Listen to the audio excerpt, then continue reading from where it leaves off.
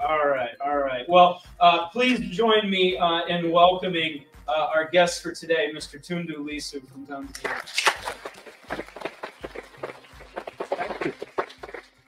It is an honor to have Mr. Lissu with us today. Bear with me for a moment. I've prepared a bit of an introduction to give you a sense of the road that he has traveled on his way here. Mr. Lissu is trained in law. Originally earned his law degree from Tanzania's University of Dar es Salaam before moving on to the University of Warwick in the UK to earn a legal master's degree. Returned to Tanzania to practice law for many years with a particular emphasis in environmental issues and indigenous land rights, especially in that intersection where corporate interests and indigenous land rights tend to produce some friction. For a short period of time, he served as the president of the Tanganyika Law Society, which is Tanzania's version of our American Bar Association, the national professional association that governs the practice of law. He first entered politics in 2010 when he won the parliamentary seat for his home district, and he held that seat for years until 2019. It was during this time that he rose as a member of the opposition Chadema party and was a vocal critic and continues to be to this day of the governing regime in Tanzania. Among other activities, he was central to the preparation of a report that went public showing how senior officials were stealing money from public funds and even openly criticized then President Magufuli and what he called him a petty dictator. He's also an active scholar. He's currently working on his second book. His first book is out. I will admit I have not read it cover to cover, but I have read the synopsis. I think we're going to hear some of it today, the topic of which is how parliamentary and executive structures of the government facilitate rather than impede corruption. Elements of the ruling party in Tanzania have tried repeatedly to silence him. We're glad you're here.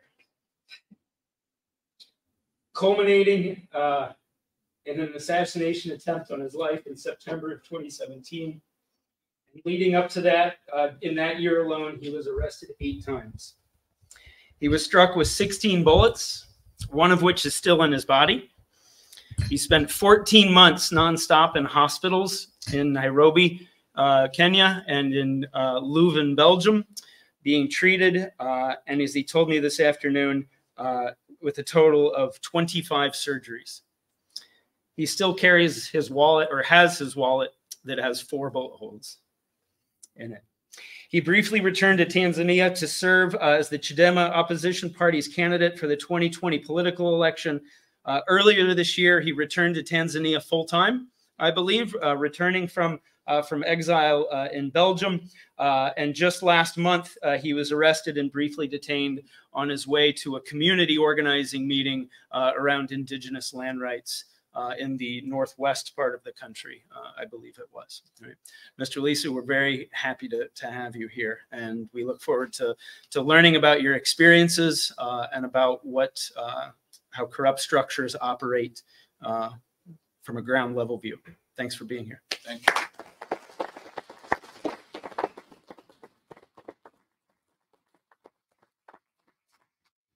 Can I stand? You can do anything you want. Probably want to use the land. I want to put my knots here or here. Well, that's no.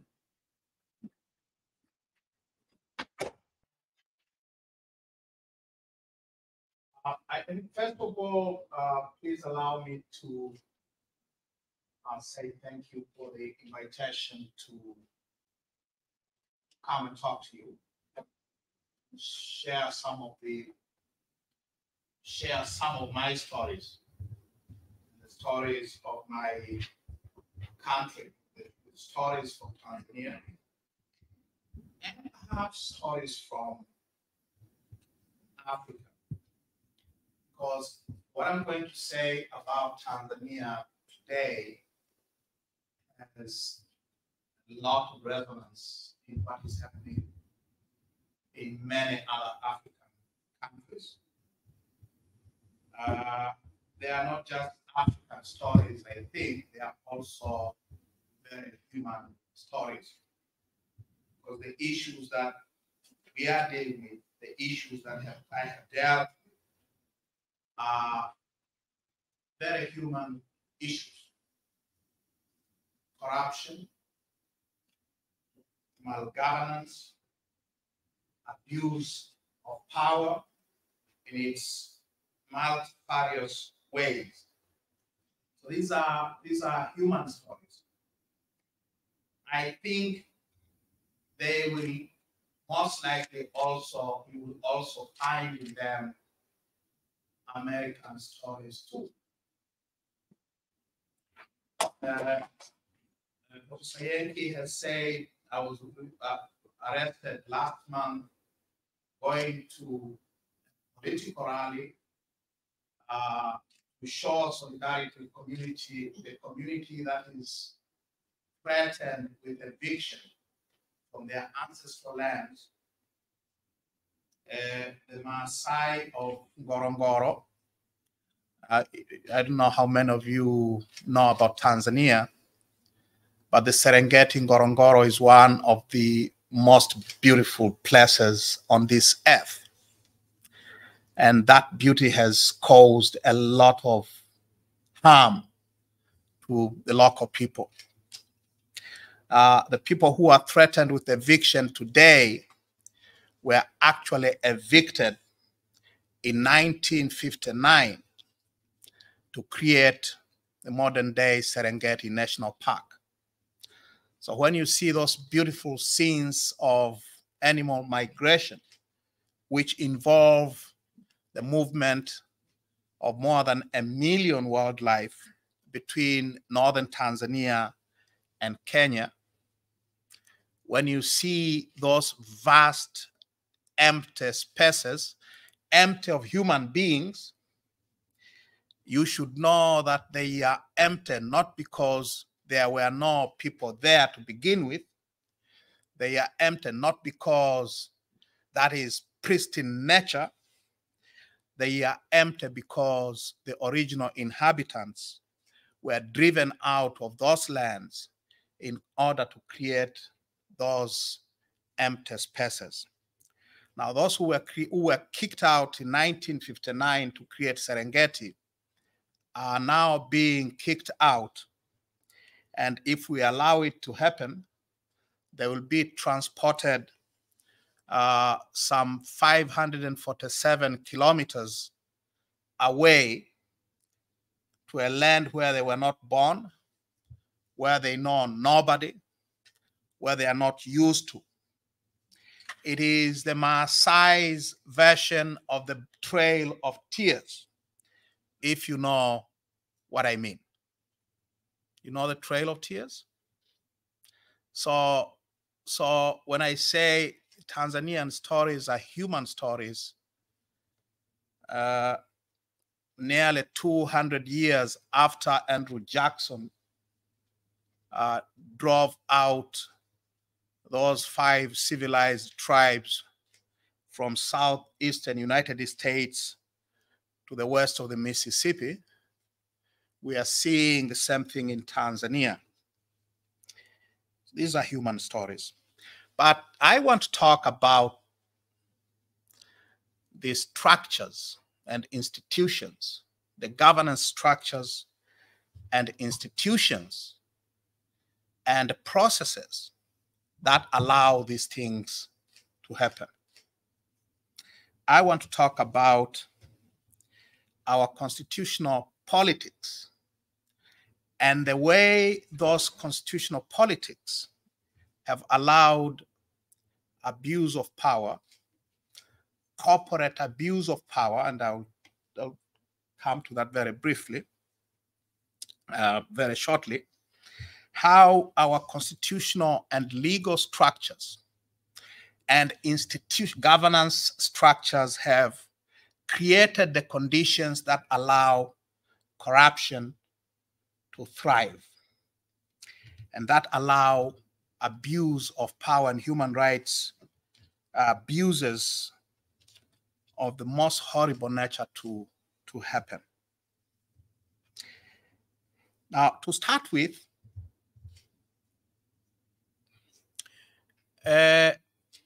in documents made public recently in British courts in London,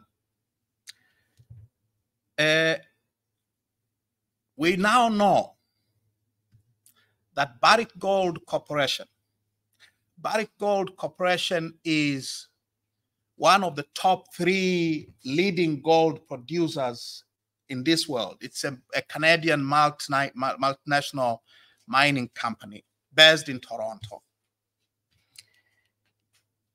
We now know, as a result of the publication of those public documents in English courts, that for years, Barrick Gold was paying the Tanzanian police and intelligence and security apparatus to keep the peace in the company's 3 gold mines in Tanzania.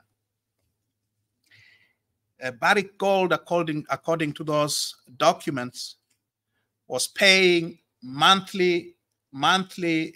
was making monthly cash transfers officially to the Tanzanian police force and to the intelligence and security agency to make payments for police officers, paramilitary units, and intelligence officers to keep the communities at bay in the areas around the mines.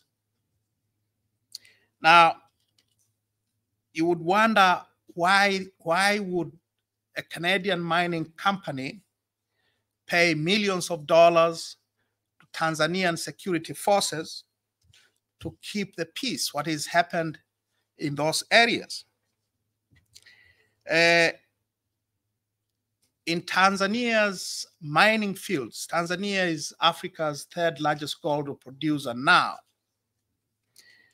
Now, in the process of transforming the country into the 3rd largest producer of gold in Africa involved a state-organized violence against hundreds of thousands of rural people who were living in the lands which are now gold mines owned by Barrick, and tens of thousands of artisanal gold miners who worked those fields before Barrick moved in. So the process of Barrick obtaining the gold reserves that it currently exploits in Tanzania was a very violent one. It involved forcible evictions of perhaps hundreds of thousands of people. My first arrest came on Christmas Eve of 2002, and it was because for 3 years I had led a campaign to expose the human rights abuses associated with those evictions, with Barrick acquiring those areas. So it has been paying millions of dollars to Tanzanian security agencies in order to continue keeping the communities out. When the documents were released a few weeks ago, it made major, it was front page news in one of the leading British newspapers. It was on the Times of London. It was on the Financial Times and so on. It came as a surprise to many. But it did not come as a surprise at all to those of us who had been involved in the fight against this company. It didn't come as a surprise to the thousands, the tens of thousands of communities whose lands were taken away by force to make room for Barrick to build its gold mines. In other words, we have known for years that for Barrick to operate, they have had to pay off a lot of people within the government of Tanzania. They have had to pay a lot of people within our security agencies. So it didn't come as a surprise to us at all. The mere fact that the proceedings that led to the publication of these documents in London, instead of perhaps Dar es Salaam, should tell you something about Tanzania. I spent more than a decade trying to prosecute Barrick in our courts. It didn't work at all. It didn't work at all. I didn't get nowhere. It couldn't get a hearing anywhere in our courts. Couldn't get any sympathy anywhere within our government or the press. And then we realized that maybe we have to find ways of fighting them in courts where there is a possibility of getting a hearing. And that's how we went to Great Britain. So cases that have been filed in the UK have led to publication of these documents. And there is a lot of stuff that has come out as a result. And perhaps those who could not get justice in Tanzanian courts may get justice in British courts after all. It is because our courts are part of the problem. Our courts are thoroughly corrupt, and they have been corrupted by these big corporate players such as Barrick. Now, I said I want to talk about the constitutional structures, the constitutional and legal structures that allow these things to happen. So I would like to give you some background about our constitutional order, our political and constitutional order.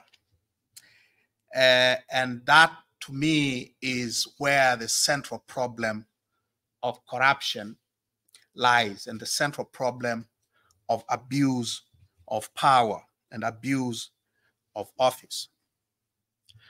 Tanzania has a political system and a constitutional system that resembles somewhat the American political system. We are not a parliamentary democracy.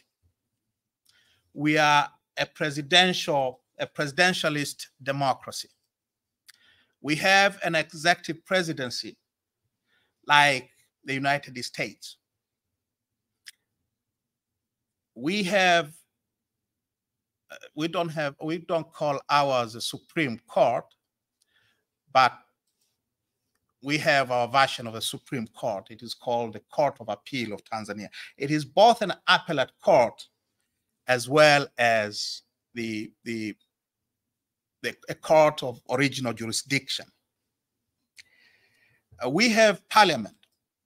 It is not a two-chamber parliament like your Congress.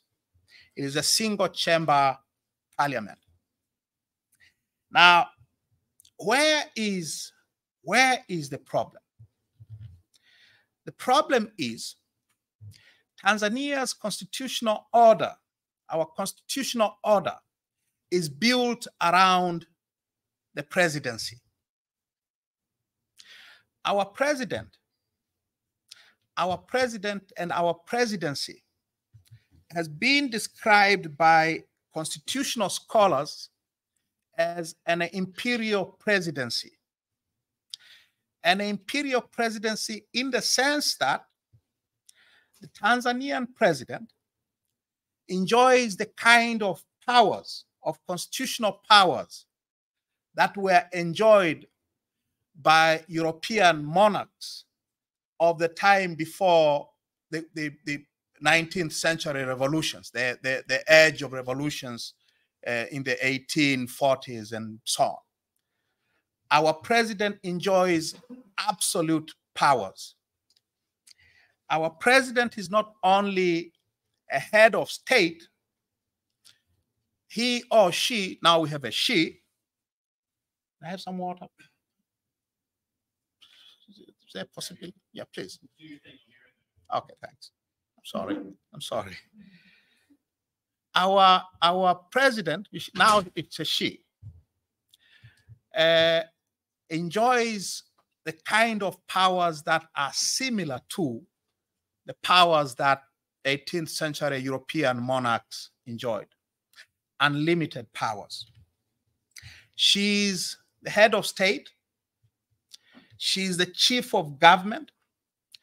She's the commander-in-chief of the armed services, of all of our armed services, including prisons and the police force.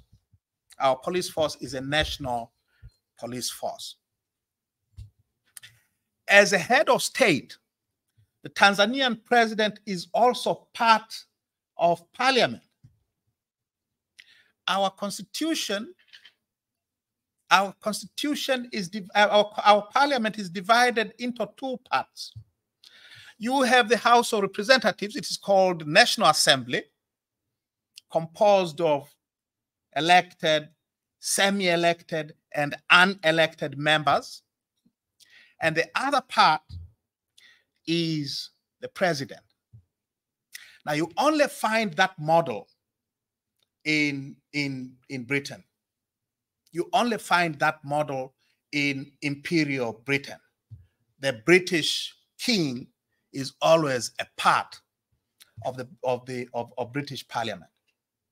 Now, our president is part of our parliament. So when we say imperial presidency, in fact, it is literally true. Our president has powers and privileges and prerogatives that are similar to British kings or British monarchs. So she is now, but she is part of parliament. She not only assents to bills that are enacted into laws, she also gets to appoint a certain number of members of parliament. So our parliament, unlike the House of Representatives here or Senate, our National Assembly is made up not only of members elected in constituencies, it also is composed of members who are appointed by the president, 10 of them. As head of state, our president has power not only to summon parliament to sit or to prorogue it. To prorogue is to send it home. Our president has powers to even dissolve the National Assembly. He can dissolve our parliament. I wonder if the President of the United States has powers to dissolve Congress. Ours does. If our parliament passes a law that the president does not like, he can veto it. The parliament has power to override that veto. If the president still doesn't like the law, he has power to send parliament packing. So in terms of the relationship between the presidency and the legislature, the shadow of the president towers over our legislature. There is no check and balances there. The president has more influence, even inside parliament. As chief of government, the president of Tanzania appoints anyone of consequence. He appoints, again, now that she's a lady, she appoints all ministers and their deputies. She appoints all heads of government departments, heads of independent institutions of the government, like public universities. She appoints local, district, and regional administrators. She appoints all judges and other senior judicial officers and administrators. She appoints all members of constitutional commissions, constitutional or statutory commissions, commissions such as the National Electoral Commission. So she gets to appoint the heads and members of the Electoral Commission, the Judicial Service Commission, every commission that you can think of. Its chairpersons and members are appointed by the president and their chief executives. She appoints the clerk of the National Assembly. The clerk of the National Assembly is the chief executive officer of parliament. She appoints all the service chiefs, the armed forces, and commanders of individual units of the armed forces. She appoints the police chiefs and senior police officers. And the Constitution declares that for those public servants who are not directly appointed by the president, they are deemed to be appointed by her and they work on her behalf. So think of a clerk or a cleaner in a courtroom somewhere in rural Tanzania, and she's deemed by our Constitution to be appointed by the president, and she works on behalf of the president. Because the president appoints all judges, you can be sure that our judiciary is not independent at all. She not only appoints judges, she is also the ultimate disciplinary authority over all judicial officers. She is the ultimate disciplinary authority over all public servants in the country. She can hire and fire anybody. She has powers to constitute and to disestablish public offices. She can create ministries and appoint ministers as she wants. It is a complete discretion. So when we speak of imperial presidency, that is what we mean. A presidency of this type is not only powerful, it is also protected against accountability. It is protected against any form of accountability. Our president cannot be charged in court with any crime for anything she or he might do while in office. So the immunity is complete. What is happening now here with Donald Trump is unheard of in Tanzania. In fact, people are shocked that these Americans prosecuting a former president for actions that he may have done while he was a sitting president. That is unthinkable for a country like Tanzania, because the president enjoys complete immunity from prosecution. And that is why you have a spectacle of a former president, Benny Mkapa. He was our third president. In 2019, a year before he died, he published his memoir in which he explains somewhere about how he and some of his senior advisors connived to steal $100 million from the Bank of Tanzania, from our central bank, in order to provide campaign funds for the ruling party, for his party and its presidential candidate.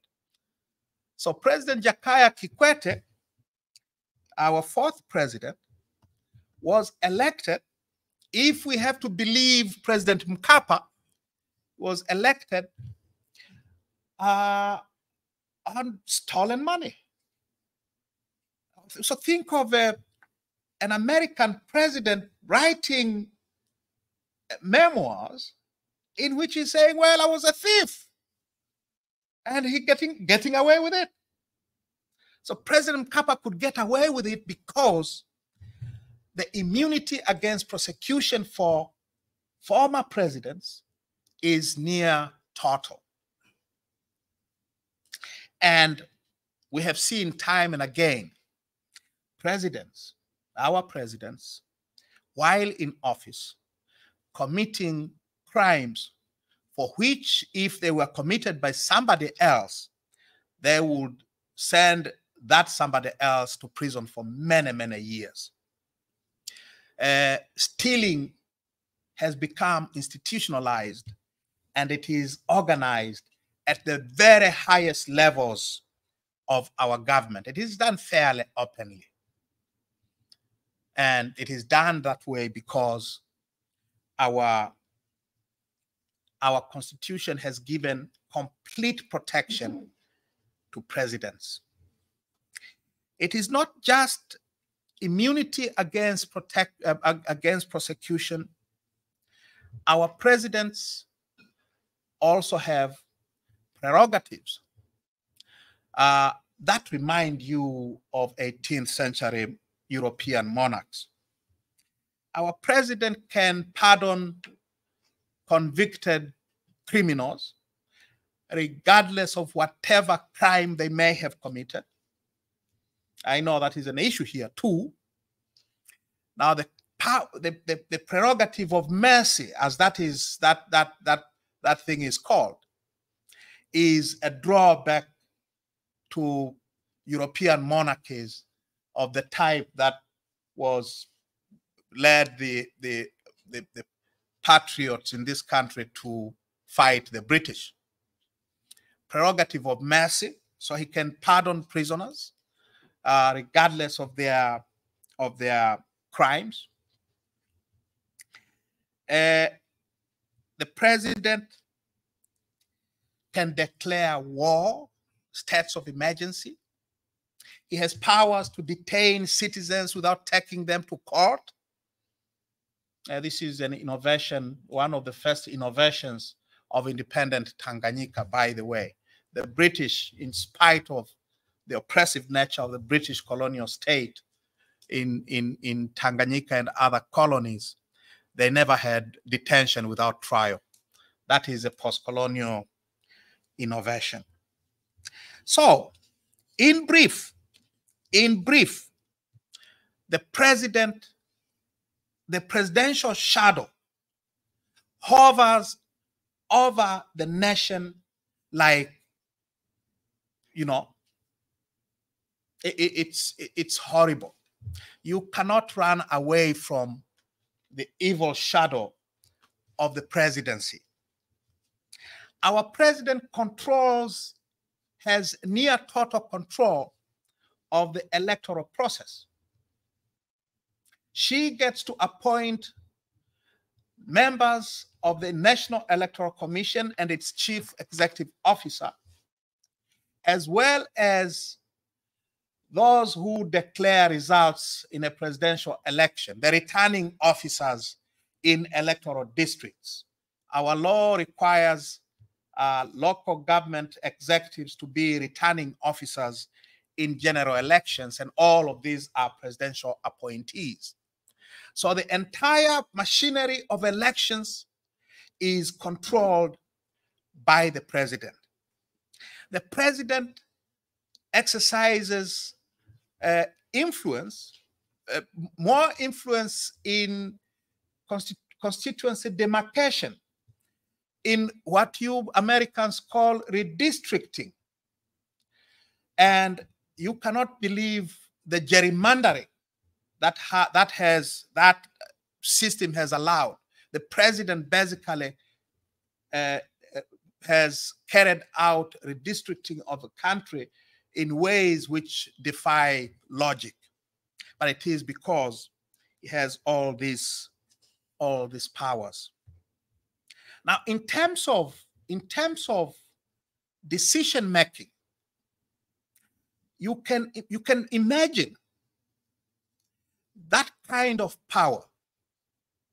It is without any restraint. It is without any meaningful checks and balances. And therefore, it creates very fertile breeding ground for very high level corruption. And the stories that we have endured in Tanzania in the past 3 decades prove this. Our second president, the first president, was a very clean man. He created this system, but he was a very clean man. Our second president started to exercise his presidential powers in ways which have become now common, using the constitutional powers that he has for self-enrichment. It has become a pandemic now, and it is done openly. So we have a situation where, in the latest installment of these never-ending scandals, we have a situation where the current president, the lady Samia, has just privatized all of Tanzania's ports and harbors and related transport infrastructure to a company. You probably know, we may have heard it. They tried to get some ports here. Dubai Port World. Dubai Port World is a government-owned a port operator that is owned by the government of Dubai, by the Emirate of Dubai. In a deal signed in October of last year, the president has given all of Tanzania's sea and lake ports to Dubai Port World for a time that is unlimited, for a term that is unlimited. The agreement says that deal will come to an end if one of 2 things happen. One, if either the individual agreements in respect of each particular port comes to an end, and we have more than 20 sea and lake ports. So if individual agreements concerning any of those 20 plus ports come to an end, then the agreement will come to an end. Or if the activities undertaken under the agreement are completed. Now, an agreement to run ports, to manage ports, to develop ports, when will it come to an end? When will we stop having ports? so that they cannot be managed, so that they cannot be improved. You know, so it is unlimited. The term is unlimited. As long as we have ports, we will need to manage them. We will need to improve them. We will need to expand them. And therefore, Dubai Port World will continue to manage our ports. The deal says the agreement cannot be terminated under any circumstances, even if there is a breach of diplomatic relations between Tanzania and Dubai, or if there is any other reason or circumstance, including even if it is contrary to international law. The president signed on it. For once, our president did it personally. The practice has always been they will hide behind their ministers. And this one, Samia's own hand is on the document. It was taken to Parliament and it was passed inside 1 week. No debate. So, and we have seen these kinds of actions. Now, to conclude, therefore, if you want to understand why some countries are so corrupt, I think that it is important to examine the constitutional and institutional arrangements that are in place that allow governments or government officials to get away with these kinds of abuses. If the constitutions and the statutes provide the kind of unlimited powers to government officials the way they do in countries like Tanzania, then where they say power corrupts and absolute power corrupts absolutely. So where there is absolute power, in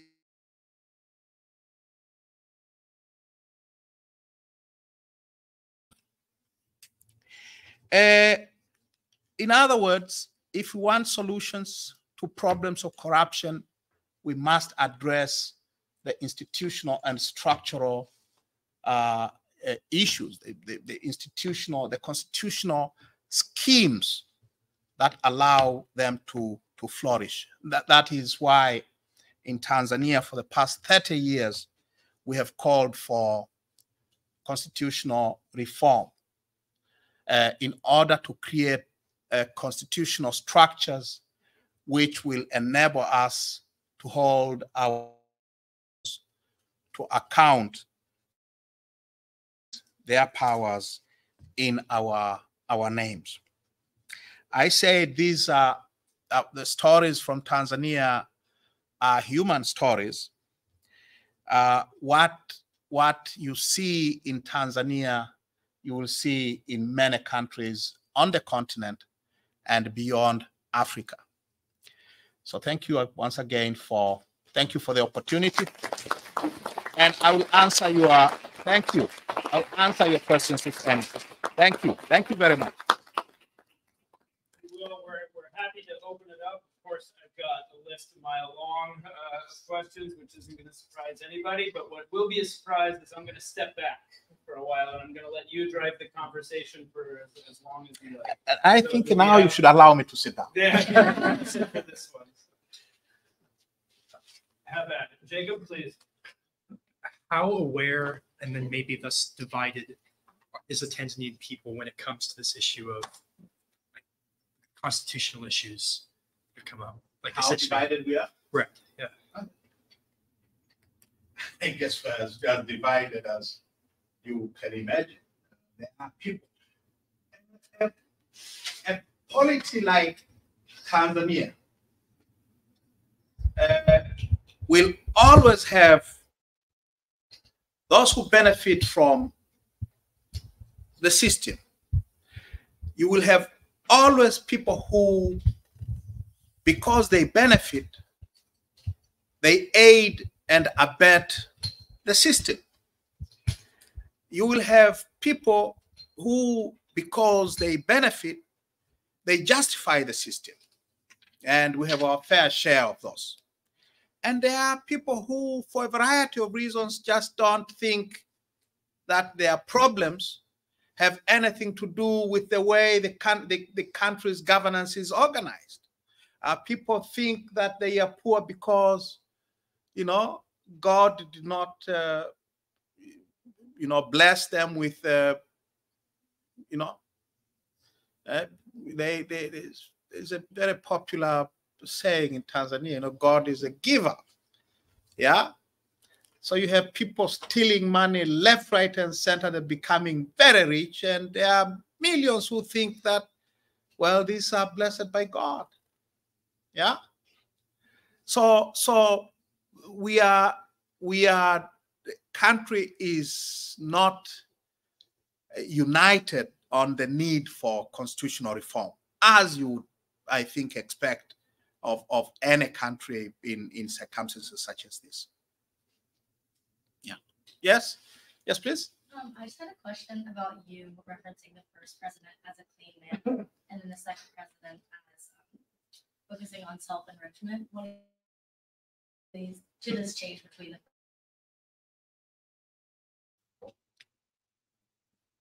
Our first president, as I said, created the system.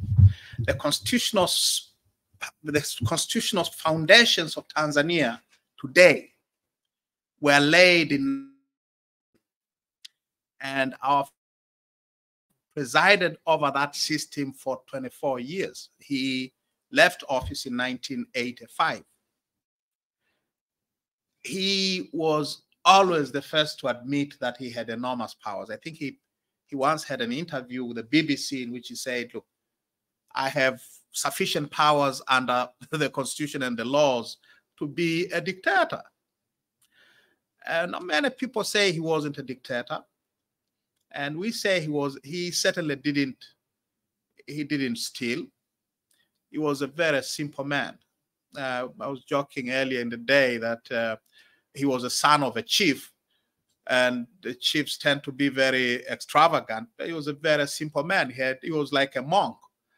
Yeah, you wouldn't notice any of his children on Tanzanian streets today, while you would almost immediately single out Mwinyi. Mwinyi was our second president. You would immediately single out his children. You would single out the children of Kikwete because they're ministers. The wife is in parliament. You know, nowadays, after 2 years in office, you would almost immediately single out Samia's son because suddenly he's the go-to person if you want to have things your way. So why is it that this president, who was otherwise very clean, what is this contradiction that you have a very clean president being succeeded by these corrupt successors? I think the answer lies in the power structures that he created.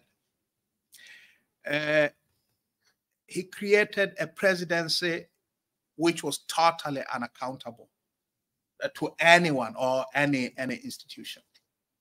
And human beings are human beings. You know, you have few clean ones, and then you have everybody else who may not necessarily be corrupt at the beginning, but once they get into power and they realize how powerful they can be and how rich they can become and get away with it, and they change. So I think the secret lies in this imperial presidency, in this constitutional scheme that was created in 1962. Yes, I saw that one, and then to you. Yeah, to follow up on that question, I was just thinking like, why was the first president given like so much power at the start when making the constitution? Were there any objection to that? That's my first question. And then the second question is, do you see it any way out for Tanzania in the future? I mean, you mentioned briefly about constitutional reform, but then given the president with such unchecked and unlimited power, he would definitely not willing to give out that power willingly. So do you see any way out for the country? I think I'll start with the second. Okay. I wouldn't be doing what I do if I wasn't hopeful that we can change. I think I'm optimistic that we'll have a better deal, a much better deal than we have had for many, many years. But I know, I'm not naive, I know that it will be very, very difficult. It will be very, very costly. But the Tanzanian people, as all other peoples, can only put up with this kind of abuses for a time. And in recent years, the calls for reform have grown so much. I believe we will win at the end of the day. We will get a better deal than we have had. With regard to the first, what happened in 1962? Why was the president allowed to have this kind of system? Well, my book tells that story. My book, The Remaining in the Shadows, tells that story in great detail. But briefly, we get independence in 1961 from the British. And the constitutional order that we inherited from the British was one of a Westminster, what is called the Westminster model, a parliamentary democracy. We didn't have a president. We had a prime minister as head of government. Now, as you may know, in a parliamentary democracy, a prime minister is amenable to removal by parliament on a simple motion of no confidence. And prime ministers in parliamentary democracies are easily restrained by parliament. So in the first year of independence, Nyerere, the president, there would be president, was a prime minister, and he immediately started, the campaign to move away from the Westminster model. The argument was, this is a model that we were given by these colonialists. Yeah, this is a model that makes for a very weak government. We need a strong government in order to bring development faster. We need a government that will transform the country. The ideology of developmentalism. Everything was done in the name of development. So we need a strong government in order to quicken the pace of development. The argument was, we should run while others are walking. We should catch up with the rest of the world. And to catch up with the rest of the world, we need a strong government. And so that's what happened. Now, the strange thing, in the government prepared a white paper on the republic, on what the system was going to be like. So we had a government white paper on Tanganyika Republic. Now, in there, it was written, as historians have said, that actually that was Nyerere's handwork. He wrote it himself. It's the argument for a republic. Now, in that white paper, the government argued, and the words are very instructive. What was their vision of this president? What type of this president, what type of leader was this president going to be? And it said, for us, and I'm actually quoting, for us, the powers, privileges, and prerogatives of a king or chief are not separated from the authority that he wields. And they will not be they will not be different from the powers, privileges, and prerogatives of the president in our republic. So here is Nyerere arguing that the future president was going to be as powerful as those absolute kings and emperors of basically 18th century Europe. So the vision was very clear. The inspiration was not really a republic. The inspiration was absolute monarchies of Europe, or the tribal chiefs. His father was a tribal chief. So that was the vision. That was the vision. But the argument was, we need development and we need the country to develop faster and so on. And this is the structure that he created. Of course, after 25 years of being president, we were even more backward than when he found us. But we had no rights. We could not do anything. And, you know, that argument and the model has failed. There was a hand there, and then I'll come to you. Yes, sir. In your opinion, to what extent do outside forces like Dubai Port World that you mentioned have a vested interest in keeping Tanzania corrupt so that they can exploit the country? They play an oversized role.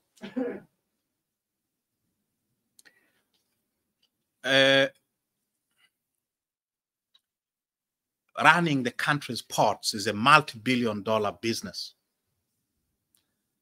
So even if we don't have the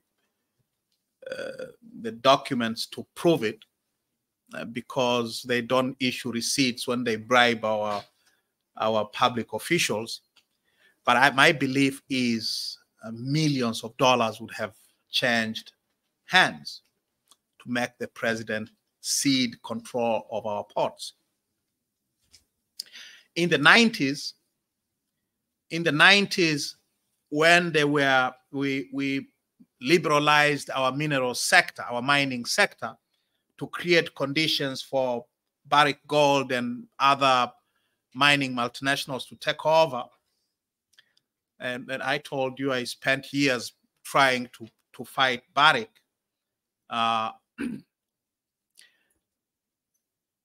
When I was researching how they got hold of one of those mines, someone from Canada managed to obtain documents from the government of Canada under the Freedom of Information Act. So he obtained a bunch of diplomatic dispatches from Dar es Salaam, between Dar es Salaam and Ottawa, between the Canadian High Commission and the Canadian Foreign Ministry. And in one of those documents, I found a document, a message from the then Canadian High Commissioner to Tanzania, writing home on the day after President Mkapa was sworn in as president. And it starts by saying, our man has been sworn in as president. President Mkapa is known for his links with Canada from the time he served as Tanzania's High Commissioner in Ottawa in the 70s. And then she added, now the Bulyanhulu file will move. The Bulyanhulu is Barrick's flagship gold mine in Tanzania. That's where in 1996 they kicked out more than 400,000 people and that file had not moved prior to 1996 because the government of President Mwinyi was did not resisted these attempts from Barrick Gold and its affiliates and the pressures from the Canadian High Commission to get rid of the local miners. So Kappa comes to office in 95.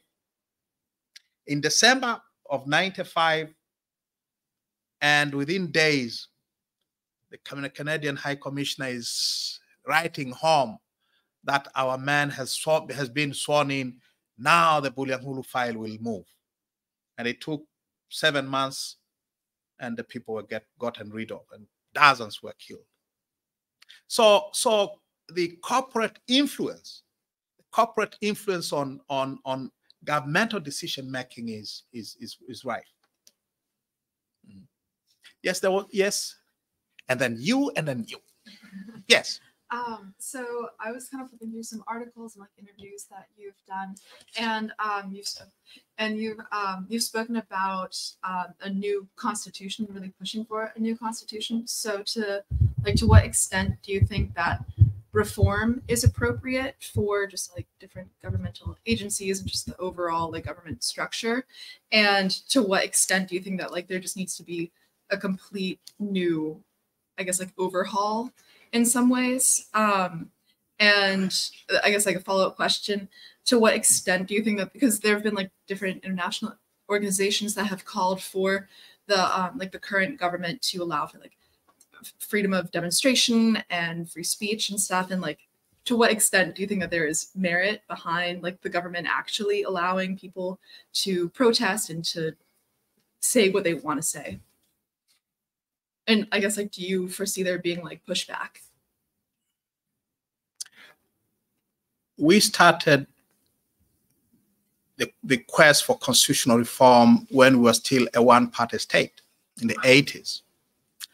And in 1991, a presidential commission which had been established to investigate whether we needed to go multi-party or remain as a one-party state recommended that we become a multi-party state, a recommendation which was immediately accepted by the government. But the second and most important recommendation of that commission was a new constitution. And that constitutional commission argued that the current constitution, it was current in 1991, it is still in place today. So the commission said in 1991 that the current constitution is essentially a one-party constitution. It cannot serve a multi-party democracy. It cannot serve the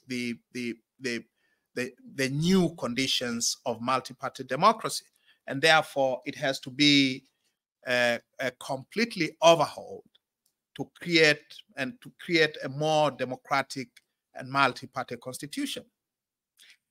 In other words, the commission was arguing for overhaul of the political system, changing the political power map of the Tanzanian state.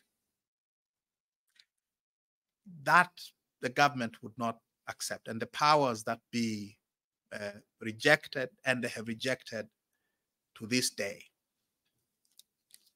So the kind of constitutional reform we are talking about are those that will overhaul our state and the institutions of the state, which will change the balance of power between institutions of the state, the presidency, if we retain it, the legislature, the judiciary, as well as a balance of power between the state and we citizens, because we have been completely disempowered by a constitution that does not give any rights to the citizens to hold their elected officials to account.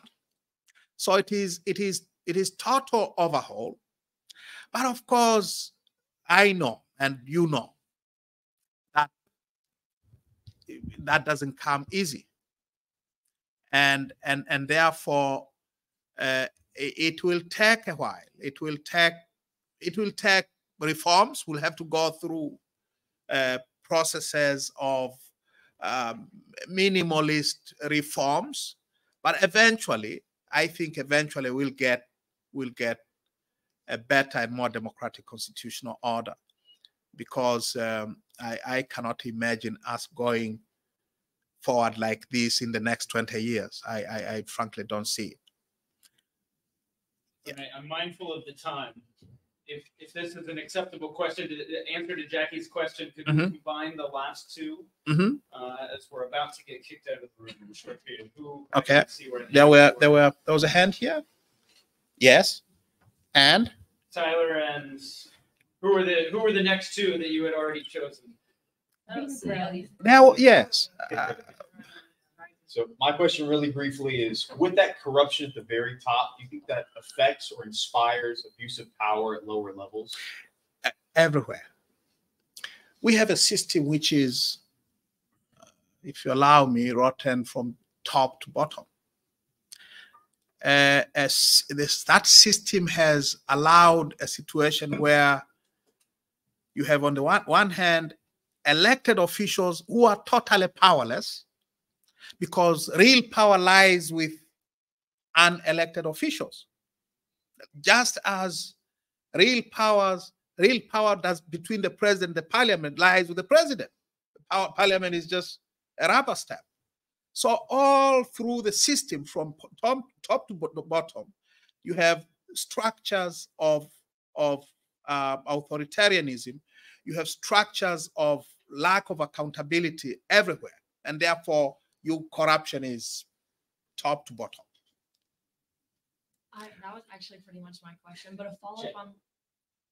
Oh, that was actually my question as well, but a follow-up on that was, you mentioned that a lot of people view tie religion to the authoritative figures, like imagining that God is blessing them. So if corruption is coming all the way down to that localized level, are they still tying God to blessing those people, or just the people at the top? Can you clarify? Are they? I guess I'm just asking, are they, if they're aware of the corruption at the lower levels, that it's not tied to religion, are they still tying corruption at the high levels to religion as well? Or are they just viewing their riches of the high level authoritative figures as blessings from God? I think the common view is, corruption starts at our feet with our local leaders at the lowest levels. You don't get if you need to go to hospital because you had an accident, you need a police letter from the police saying that, well, you were involved in an accident. Otherwise, we won't get treated. Now, how do you get that letter from the police? You got to pay for it, and all and up and down. You go to clinic, you need to see the doctor. You get to pay. So it is not just tied to the top. It is everywhere. If I understood your question correctly. Yeah, pretty much. Mm-hmm. Yeah. If I could take prerogative, well, never mind. I'm not going to do that. But we do have 3 more minutes actually, so we're okay. So. Yes, I see your hand. Yes, and then you. So, I think you touched on a few points, but I was wondering, being that you've had such a challenging journey throughout just trying to figure out how to better your country, I was wondering what your future steps are. From what I understand, you want to be a presidential candidate. And so I was wondering how, in such a system, do you hope to overcome all the struggles? Because what you mentioned was that the system really favors one party. So if you become an opposition party, what happens next? Will you be okay, considering that your life has already been targeted? I'll tell you what happened in the last general election. Well, apart from being tear gassed several times in the course of the 2-month campaign, can you imagine of a a leading presidential candidate of the opposition being tear gassed by the police in order to be prevented from addressing a campaign rally. Well, that happened to me a couple of times. Apart from that, we went to the elections, people went to vote. Results of the elections were declared. The president, the sitting president, was declared the winner with some, I think, 12 million votes to 1.9 of mine. So it was a really lopsided, if you believe them. But our electoral law requires the publication of those results on a constituency by constituency basis. So you have to show what the candidates got in every constituency across the country. We are still waiting for those results 3 years after the general election. All right? In other words, there is no proof that the sitting president was ever elected. There are no results. But she's a president. All right? And she's a president because our constitution says if the commission, the electoral commission, declares you the winner, you are the winner. No court proceedings are allowed. No challenge of any kind is allowed. So we have a president who cannot prove that she was elected or she and her predecessor were elected because the votes that they obtained do not exist. So the question you are raising is, so I must be crazy to think of going to the elections again, right? Because those conditions, the conditions that allowed us to have a president who cannot prove that she was elected, the same conditions exist today. And that is a conversation that we are having right now. There is a conversation that I had only 2 nights ago, and I have been talking about this for the past 3 years. How do we go to the next elections under the same conditions? In 2019, we had local elections, and in those local elections, 96% of the opposition candidates were disqualified. 96%. So, at the local level, it is all CCM, it's all the ruling party, because they disqualified everybody. And in the general elections in 2020, in parliamentary elections, they disqualified 28 opposition candidates. And therefore, you have about 12% of members of the National Assembly, members of parliament, who were not elected because their opponents were disbarred from participating in the elections. Serious issues, serious problems. But we have to find answers to. And these are very real practical problems. They're not theoretical at all. How do we go to the elections under these conditions again? Yeah? I'm very sad to say that the next class is going to start in this room quite soon. And so we are out of time. I wish we did have more, but let's thank Mr. Lissu very much for his time. Thank you. Thank you. And to keep up our tradition, after a heady discussion on some of the world's more pressing issues, I present to you an umbrella. It's a token of our appreciation, and maybe we'll turn on the news some night. We'll see you at a rainy rally with our Masters of International Business Program umbrella. Thank you. Cheers. Thank you so much. Thanks, everyone.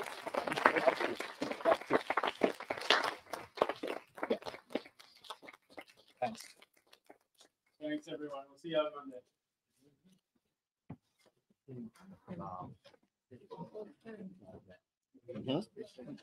Yeah. Was it good? Okay. Shatra, tumemaliza na darasa limekwisha. Asanteni sana kwa kufuatilia.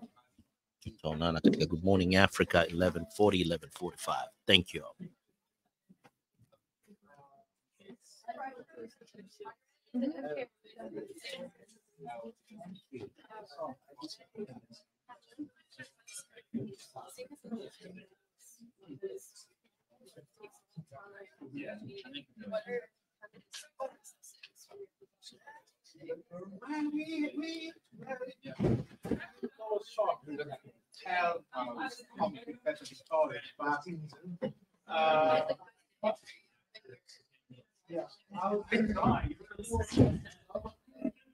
They're actually many good days. And the good days are, I go to rallies. I do a lot of meetings, public meetings. And you cannot imagine the amount of the kind of hope, and not just hope, but and people are very upset about the conditions that they are forced to live. And people make change when they are upset. You know, people don't make the kind of change that is needed, you know, with smiles on their faces. They have to, yeah, and you see that a lot. And I think that's a good. Empowering people. Yes.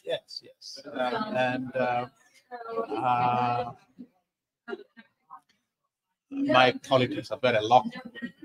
I always talk about their local stuff.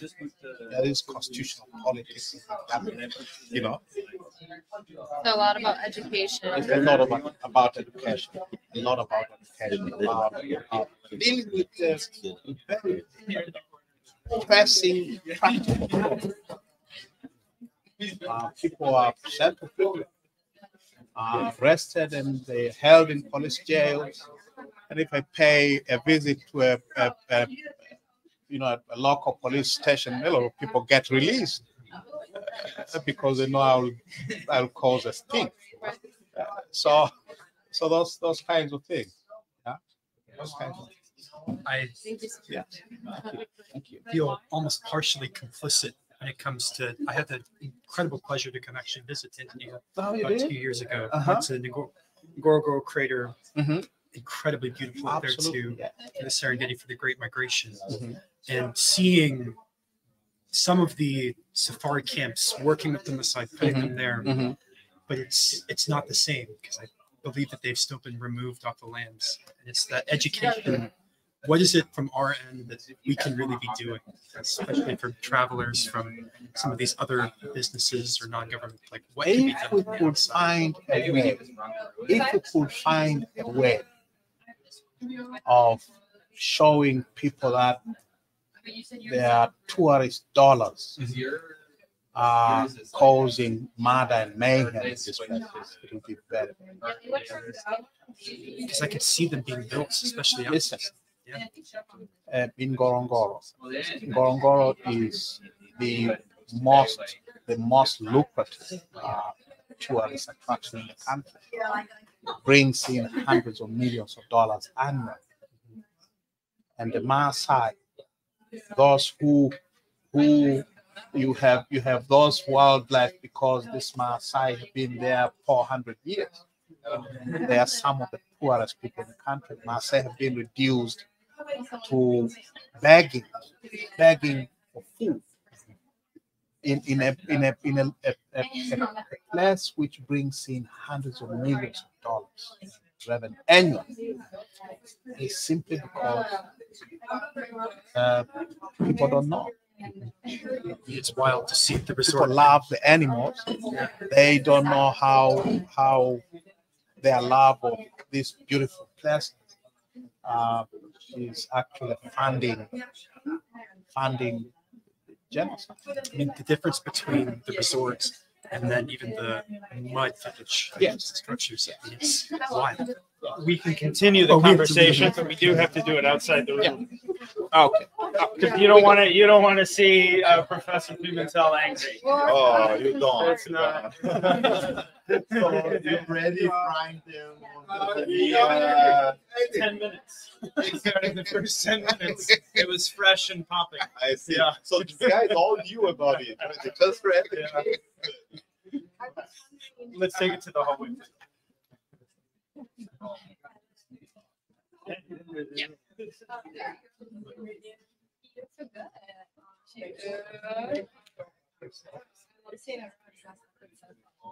think you're on TV right now.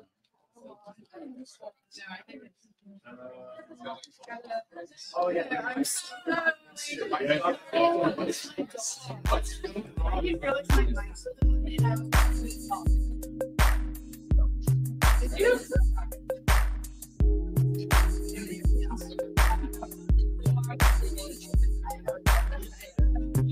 Anytime that comes.